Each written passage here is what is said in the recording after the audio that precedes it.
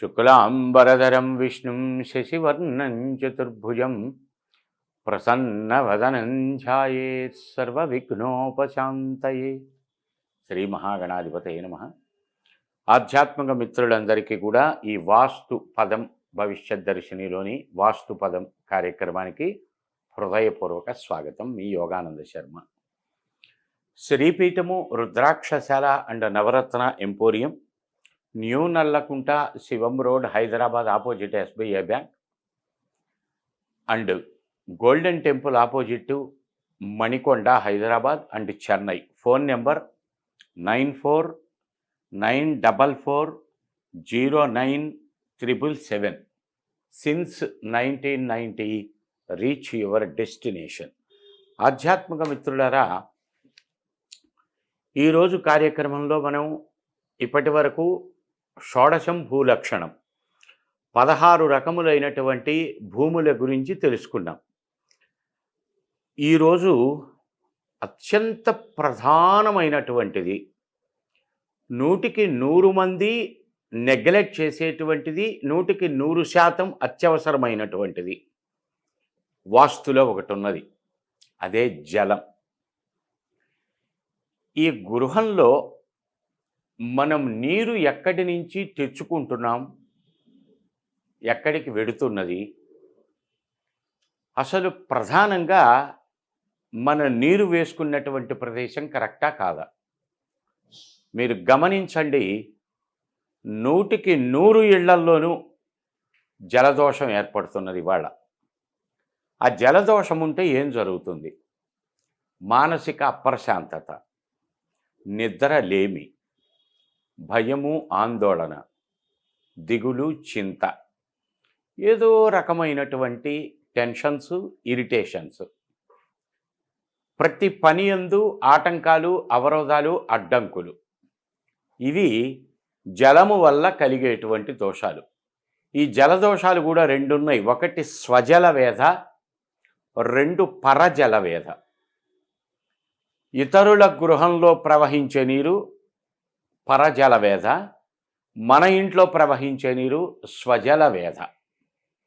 ఏమంటే పక్కింటో వాడి నీటితోటి మనకేం సంబంధం అని ఉంటుంది.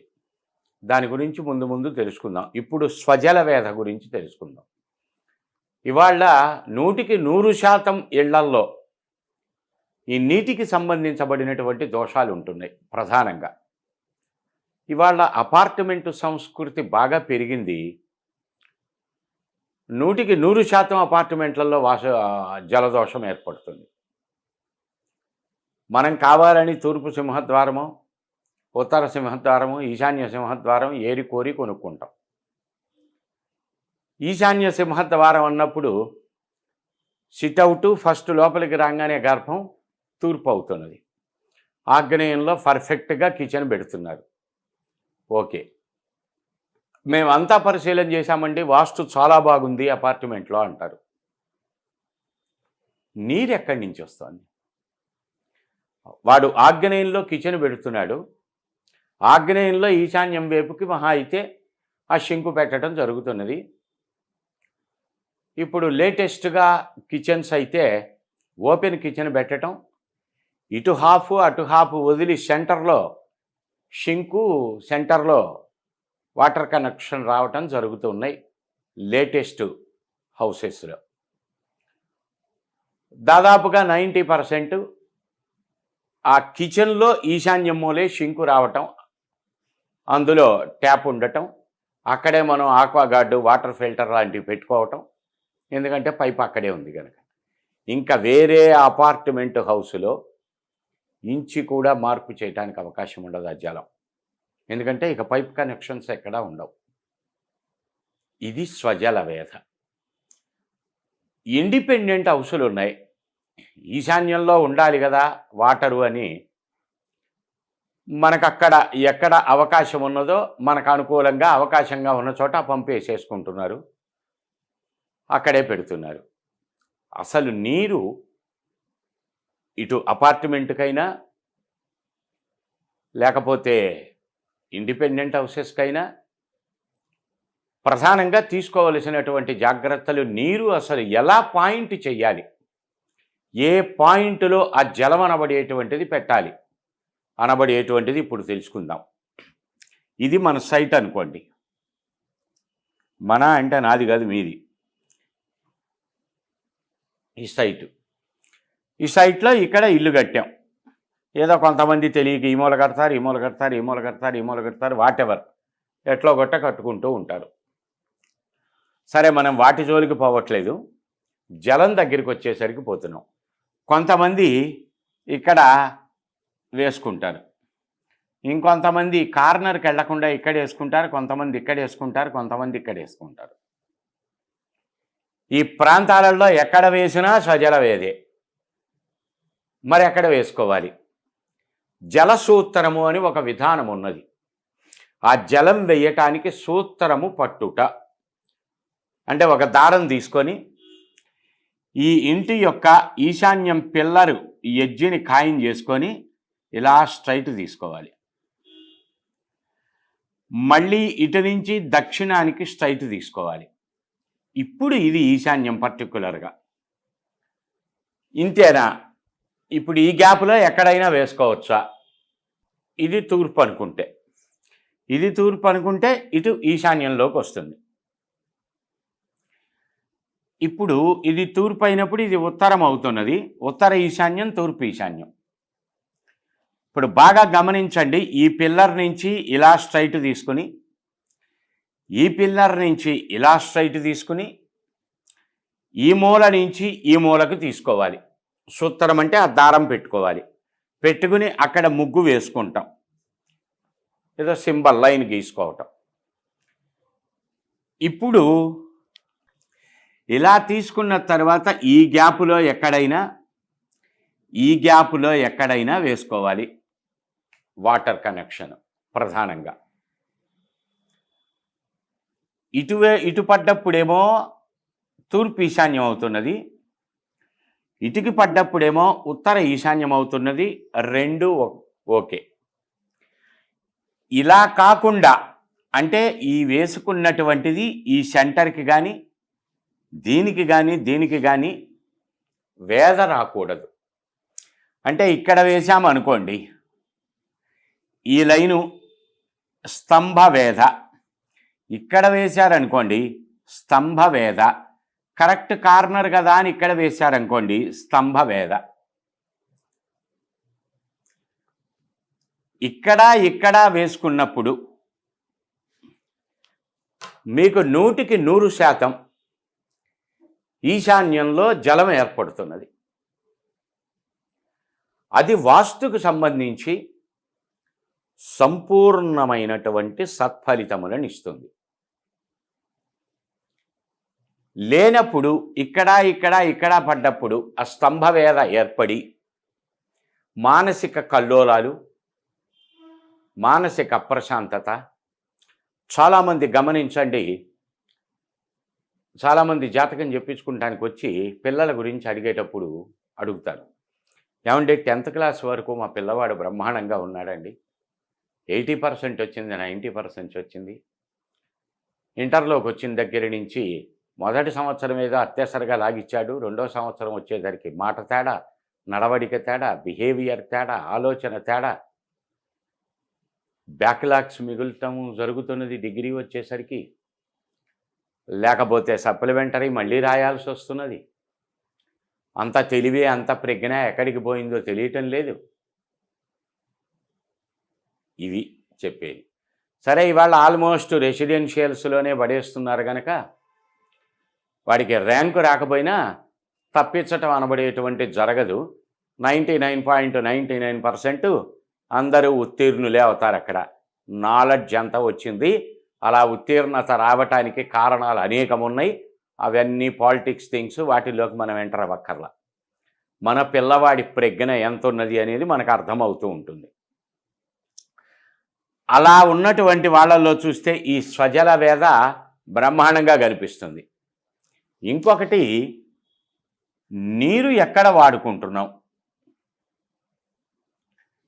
ఇక్కడికి వచ్చేసరికి ఇక్కడ డ్రైనేజీ సిస్టమ్ ఉంటుంది, ఇలా తీసుకొచ్చి కలిపేస్తున్నాం. ఎక్కడికి పోతుంది ఆ నీరు? ఎండింగ్ దగ్గరకు వచ్చేసరికి ఆగ్నేయంలో వెళ్తున్నది. ఏ స్త్రీలైతే, ఇది నా సొంత కవిత్వం కాదు, వాస్తులో చెప్పబడిందే చెప్తున్నా, గ్రంథములో లేనటువంటిది, శాస్త్రకారులు పేర్కొన్నటువంటిది నా నోట్లో నుంచి ఒక్క ముక్క కూడా నేను చెప్పను. ఎవరు ఏదడిగినా గ్రంథముల ద్వారా చూపించటానికి సిద్ధం. అందులో చెప్పబడిందే చెబుతాను తప్ప సొంత కవిత్వం, నా పైత్యం పొరపాటును కూడా ఉండదు. పురాణ ప్రవచనాలు చెప్పినా, జ్యోతిష భాగం చెప్పినా, వాస్తు చెప్పినా, శాస్త్రంలో చెప్పబడినటువంటి వాక్యములనే చెబుతాను తప్ప పొరపాటును కూడా డీవియేట్ అయి చెప్పను. కనుక మీరు నిస్సందేహంగా నమ్మవచ్చు. అందుకు చెప్తున్న ఈ ఎగ్జాంపుల్. ఏ స్త్రీలైతే ఈ రకంగా తూర్పు నుంచి ఇటు వెళ్తున్నదో ఆగ్నేయానికి, లేక దక్షిణము నుంచి ఇటు వెళ్తున్నదో గమనించుకోండి. మనం ఇంట్లో వాడబడినటువంటి నీరు అల్టిమేట్గా ఎటు వెళ్తున్నది? సహజంగా తూర్పు సింహద్వారం అయినప్పుడు ఆగ్నేయానికే రోడ్డు ఉంటుంది, తూర్పుకే రోడ్డు ఉంటుంది ఎక్కువ భాగం. లేకపోతే కొంతమంది దక్షిణం కొంటే దక్షిణం దిక్కుకు సింహద్వారం వద్దు అనుకుని ఇటు తూర్పుకో ఉత్తరానికో పెట్టుకుంటారు. ఇంటి వెనక రోడ్డు అవుతుంది కనుక ఆల్మోస్ట్ రాకపోకలకు ఇబ్బంది అవుతుంది కనుక తూర్పుకి పట్టి ఇల్లు పెట్టి కట్టుకొని దక్షిణ ఆగ్నేయం ఎంట్రన్స్ ఇచ్చుకుంటారు. సో డ్రైనేజీ అటే ఉంటుంది, అక్కడ కలుపుతారు. లేదా దక్షిణం ఎంట్రన్స్ అయిందనుకోండి, వస్తే నైరుతికో లేకపోతే దక్షిణానికో ఆ రోడ్డు ఉంటుంది, అక్కడ డ్రైనేజీ రోడ్డు మీదకు ఉంటుంది. సరే, నైరుతికి ఉంటే ఏంటనేది తర్వాత తెలుసుకుందాం. ఈ తూర్పు నుంచి కానీ దక్షిణం నుంచి కానీ ఎటు నుంచి అయినా అల్టిమేట్గా చివరకు ఆగ్నేయం దిక్కులో కనుక వాటర్ వెళ్ళేటట్టయితే, ఇప్పుడు చెప్పబోయే లక్షణములు ఎవరికైతే స్త్రీలకు ఉంటాయో వాళ్ళు గమనించుకోండి. ఆగ్నేయానికి మీ ఇంట్లో నీరు ప్రవహిస్తున్నది.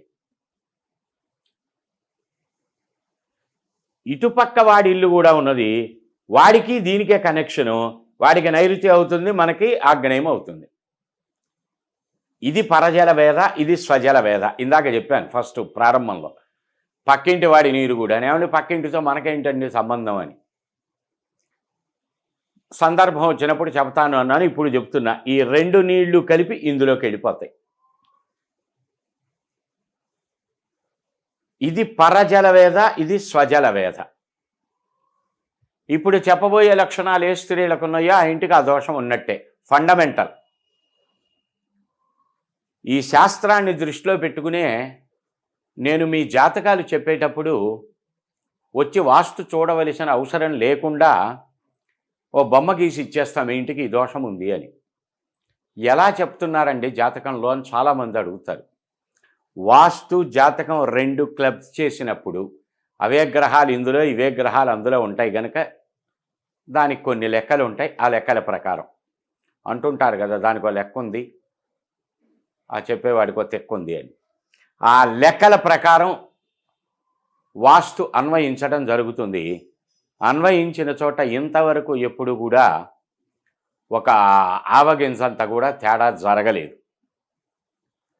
శాస్త్రంలో ఉన్నది ఉన్నట్టు చెప్పినప్పుడు తేడా ఎందుకు జరుగుతుంది? ఆగ్నేయంలో వ్రీహి మాత్రంతు ఆగ్నేయం స్త్రీణాం ఉదర శిరో అంగ దోష భయం అన్నారు. కుసుమ వ్యాధులు, రెడ్ డిశ్చార్జ్, వైట్ డిశ్చార్జ్ ఇత్యాదులు, ఉదర సంబంధం, యుటరస్ ప్రాబ్లం, కాలేయం, అన్నవాహిక, క్రోడము, గర్భ సంబంధమైన దోషాలు, పార్శ్వనొప్పి, శిరోబాధ, శిరస్సుకి దెబ్బలు తగులుట, వాటెవర్ శిరోభాగానికి సంబంధించిన ఈ ఇబ్బందులు ముందు స్త్రీలకు ఏర్పడతాయి ఆ ఇంట్లో. వ్రీహి మాత్రంతో ఆగ్నేయం అన్నారు. వ్రీహి అంటే వడ్ల గింజ. వడ్ల గింజంత ఆగ్నేయంలో ఉన్న స్త్రీలకు ప్రధానమైనటువంటి ఈ అనారోగ్యములు ఏర్పడతాయి. ఈ అనారోగ్యములు ఉన్నటువంటి వారు మీ ఇంటిని చెక్ చేసుకోండి. జలవేద ఉన్నదో లేదో, నీరు ఆగ్నేయానికి ప్రవహిస్తున్నదో లేదో, ఇట్టే తెలిసిపోతుంది. మరి ఇక అవకాశం లేదండి, ఇక్కడెక్కడా డ్రైనేజీ లేదండి, మరి ఎలా చేసుకోవాలండి? సరే, ఆ సందర్భం పరిశీలన చేసినప్పుడు నివారణలు తెలుస్తాయి. పోనీ ఇక్కడెక్కడో మున్సిపల్ డ్రైనేజీ ఉందనుకుందాం, డ్రైనేజీ కనెక్షన్ ఇక్కడ ఇవ్వటానికి కుదరదు. ఈ నీళ్ళని ఇలా తిప్పి ఇలా తీసుకొచ్చి ఈ పైపులో ఇక్కడికి వదులుతున్నాం, నైరుతిలోకి.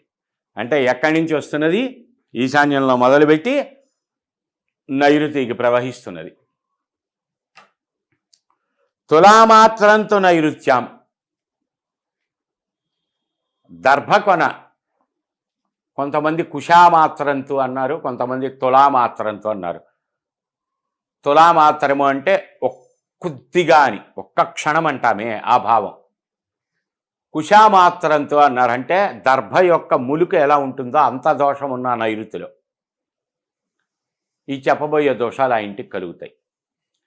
Body pains, knee pains, pains in joints, pains in muscles, pains in bowels పురుషులకి.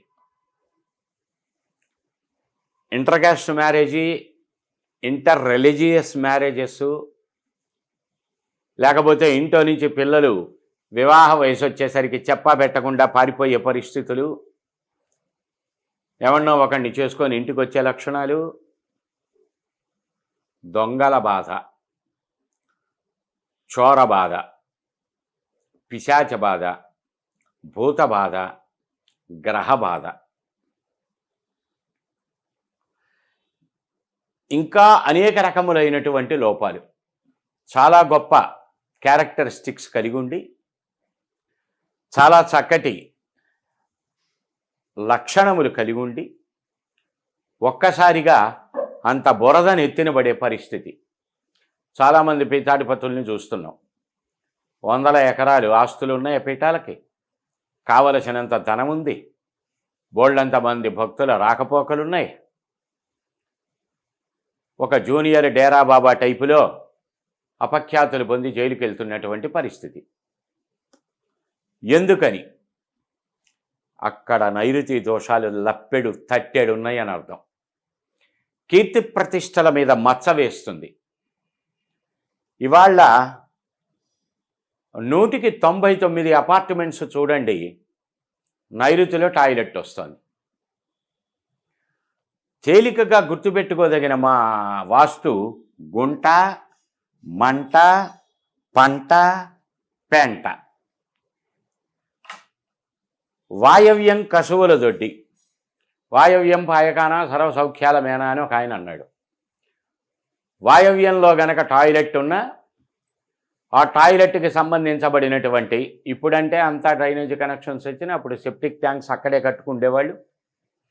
ఈ డ్రైనేజీ వ్యవస్థ లేని కారణం చేత ఇవాళ అన్ని చోట్ల, కొన్ని పల్లెటూళ్ళల్లో తప్ప ఆల్మోస్ట్ అన్ని చోట్ల ఇవే ఉన్నాయి. పల్లెటూళ్ళల్లో కూడా ఈ సెప్టిక్ ట్యాంక్ కట్టుకుంటే వాయవ్యానికి ఉండాలి, నైరుతి గుంట పనికిరాదు. దానికి అవకాశం ఉండదు కనుక చాలా భాగం ఈ అపార్ట్మెంట్లలో ఏం చేస్తున్నారంటే కొద్దిగా గుడ్డిలో మెల్ల నైరుతిలో ఒక స్టెప్ వేసి ఆ స్టెప్పుని హైట్ లేపి దాని మీద టాయిలెట్ ఈ డబ్ల్యూసి పెట్టడం జరుగుతూ ఉన్నది. కొంత బెటరు, నైరుతి అప్పు ఉన్నది కనుక. లోతుగా పరిశీలన చేస్తే నువ్వు ఇంత అప్పు పెట్టు, ఇంత అప్పు పెట్టు, కంత ఎక్కడుంది? ఆ డబ్ల్యూసి పైప్ ఎక్కడికి వెళ్తోంది? ఆ నైరుతి నుంచి కిందకే కదా పోతున్నది, అంటే గుంటే కదా. ఇక ఎవరో మూర్ఖంగా వారిస్తే, ఏమండి మాది 5th ఫ్లోర్ అండి, కింద ఇంకా 5 ఫ్లోర్లు ఉన్నాయి, గుంట ఏమి లేదండి మాకు అని. గుంట లేకపోతే పైప్ ఎట్ట వెళ్ళింది? ఆ పైపులో నుంచి పిట్టంతా బయటకు ఎట్టబోతోంది? అక్కడ కానా ఉండబట్టే కదా.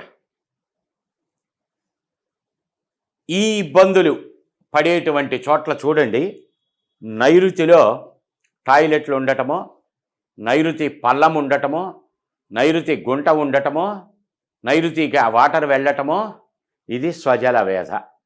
ఇంకొక భాగం, ఒకవేళ ఉత్తరం సింహద్వారాలు గనక కట్టుకున్నటువంటి వాళ్ళకి ఉత్తరం వైపు గనక డ్రైనేజీ ఉంటే, ఉత్తరం రోడ్డు ఉన్నప్పుడు ఉత్తరం వైపే ఉంటుంది కదా డ్రైనేజీ కనెక్షను, వెళ్తే ఇక్కడి నుంచి వెళ్ళాలి, లేదా డ్రైనేజీ ఇక్కడి నుంచి వెళ్ళాలి. ఇది ఎంత పెద్ద మోస్ట్ డేంజరో చూడండి. మొత్తం కలిపి ఈశాన్యం వైపు వెళ్తోంది. వాడకం నీరు వెళ్ళాలి. ఈ టాయిలెట్కి సంబంధించబడినటువంటిది అటు ప్రయాణం చేయకూడదు.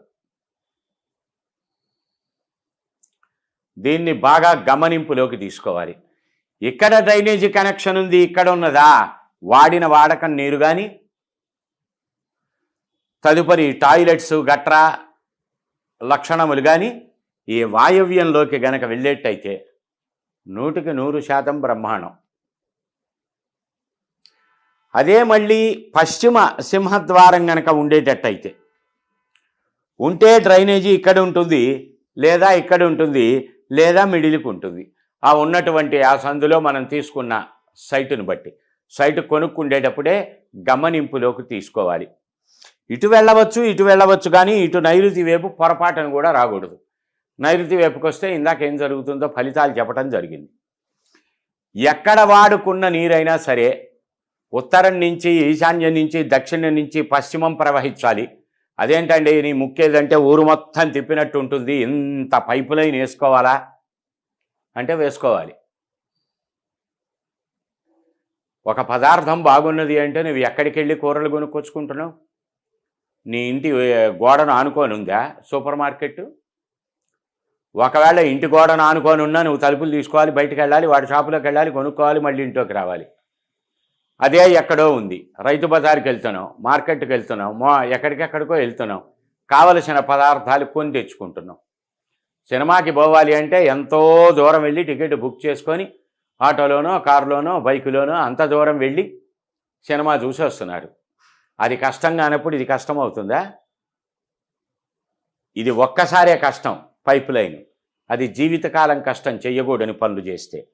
ఒక్కసారి సినిమా చూసి వచ్చారు, ఆ కాసేపే ఆనందం, సినిమా థియేటర్ బయటికి రాగానే మర్చిపోతారు, పేరు కూడా మర్చిపోతారు వాళ్ళు వచ్చే సినిమాలవి. కానీ ఇది ఒక్కసారి వేస్తే జీవితకాలం ఉపయోగాన్ని ఇస్తుంది. ఇక్కడ సందర్భం వచ్చింది కనుక చెప్తాను.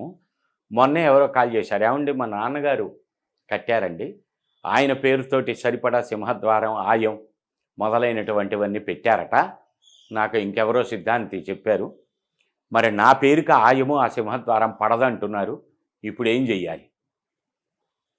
వంశానుగతంగా వంశపారంపర్య పెద్దల ద్వారా వచ్చినటువంటిది మీకు అరవణం కాకపోదు. ఇదే మంత్రశాస్త్రం కూడా చెప్తున్నది. మన కులదైవం ఉంది, మంత్రంలో కూడా అరవణము అని ఉంటుంది.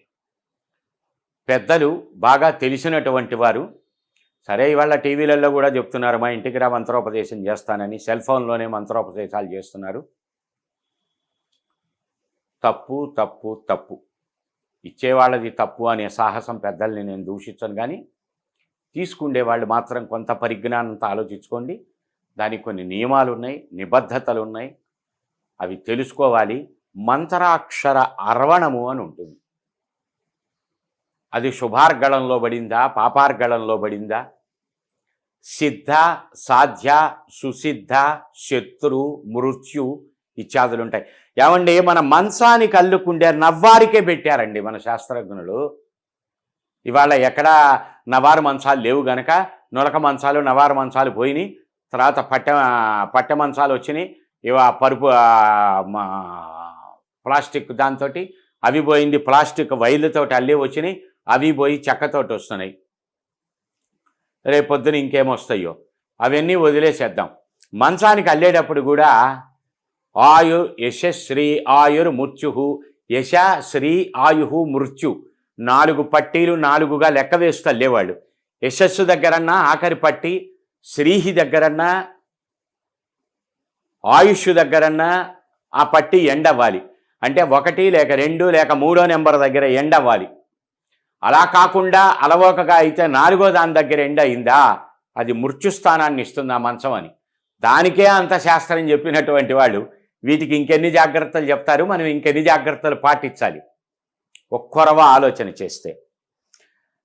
కనుక ఒకవేళ ఈ పశ్చిమ భాగానికి ఉన్న కొరవ సెంటర్ నుంచి కాకుండా దీన్ని 3 భాగాలు చేసి, అంటే 30 అడుగులు ఉందనుకున్నాం. ఇది 10 అడుగులు వాయవ్యం, 10 అడుగులు పశ్చిమం, 10 అడుగులు నైరుతి. ఈ 10 అడుగుల్లో తీసుకొని ఇలా వేసుకోవాలి, డైరెక్ట్ ఇలా కాకుండా. అంటే వాయవ్యం నుంచి ఎండ్ అవుతున్నట్టుగా భావన చేసుకోవాలి.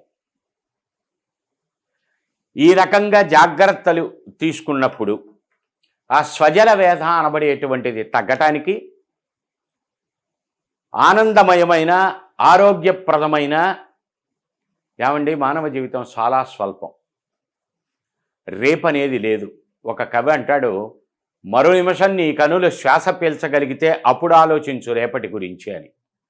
ఇలా ఏర్పాట్లు ఎవరైతే చేసుకుంటారో, ఆ జల వేధ కలగకుండా ఎవరైతే ప్రణాళికలు తీసుకుంటారో, ఈ యొక్క డ్రైనేజీ సిస్టమ్ ఎలా ప్రవహించాలో మార్గానుసారంగా చక్కగా ఆచరించినటువంటి వారి ఇల్లు కలకాలం నిలబడుతుంది. సర్వ సౌఖ్యములు ఏర్పడతాయి, సర్వ శుభములు చేకూరుతాయి. ఇందాక ఒక విషయం చెబుతూ ఉపమానంలోకి వెళ్ళాను. మొన్న మధ్య ఫోన్ చేశారు, ఇలా మా తండ్రి గారి పేరు నాకు పడదని ఎవరో సిద్ధాంతులు చెప్పారు అని. అవన్నీ తీసి పక్కన పెట్టండి. వంశానుగతంగా వంశపారంపర్య వచ్చేటువంటి మంత్రం కానీ, వ్యాపారం వాణిజ్యం కానీ, గృహ సముదాయములు కానీ, భూగృహ స్థలాదులు కానీ మీ పేరుతోటి చక్కగా నప్పుతాయి. వంశపారంపర్య వచ్చేటువంటి దానికి దోషం ఉండదు. అయితే అన్నదమ్ములు గనక దాన్ని పంచుకోనవలసిన పరిస్థితులు వచ్చినప్పుడు శాస్త్ర ప్రకారం నియమబద్ధంగా పంపకాలు జరగాలి. లేనప్పుడు నెగటివ్స్ పొందడం జరుగుతుంది. ఈరోజు కార్యక్రమం ఇంతటితో సమాప్తం. రేపటి రోజున ఇంకొక విశేషమైనటువంటి వాస్తు పదం కార్యక్రమంలో కలుద్దాం. అంతవరకు సెలవు. మీ Yogananda Sharma. Phone number 9494409777, Hyderabad, Manikonda Golden Temple opposite Hyderabad, new Nallakunta Shivam road Hyderabad and Chennai Palavakkam. Phone number 9494409777. Since 1990 reach your destination. జై Gurudatt. Hello, this is Sidhu Jonalagada. I want to wish Hit TV app all the success for their launch. Please download the app.